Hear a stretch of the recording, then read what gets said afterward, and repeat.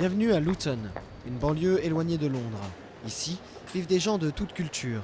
Mais depuis quelque temps, beaucoup voient en Luton une pépinière pour les extrémistes islamistes.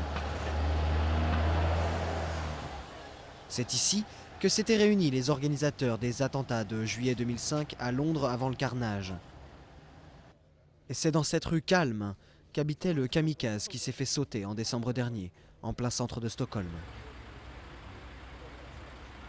Et comme si cela ne suffisait pas, le groupe d'extrême droite, English Defence League, ouvertement anti-islamiste, a prévu de défiler dans les rues le 5 février prochain.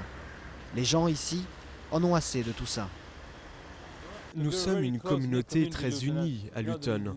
Et la dernière chose qu'on veut, ce sont des problèmes ou des manifestations. Et peu importe de quel bord elles sont.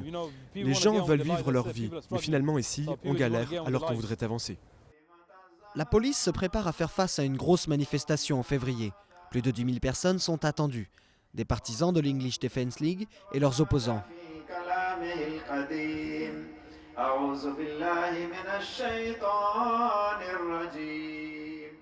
Les responsables musulmans locaux estiment de leur côté qu'ils ont globalement réussi à contrôler les extrémistes, même s'ils reconnaissent qu'il en reste quelques-uns dont le groupe interdit Al-Muhajaroun.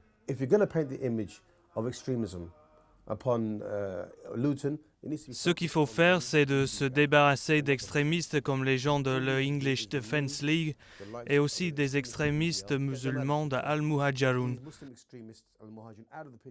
Ainsi, on se retrouvera comme dans les années 80 ou 90 où tout allait bien.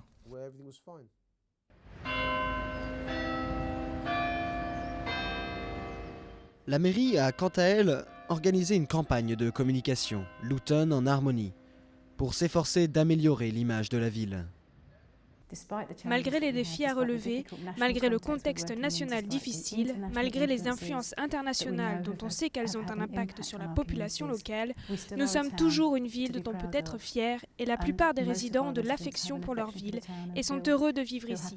C'est cette histoire qui doit aussi être racontée. Une histoire qui ne fera pourtant pas les gros titres avant la manifestation de la Defence League le 5 février. Bien au contraire, c'est plutôt le face-à-face tendu qui s'annonce entre islamistes et extrême droite qui a quelques chances de faire la une.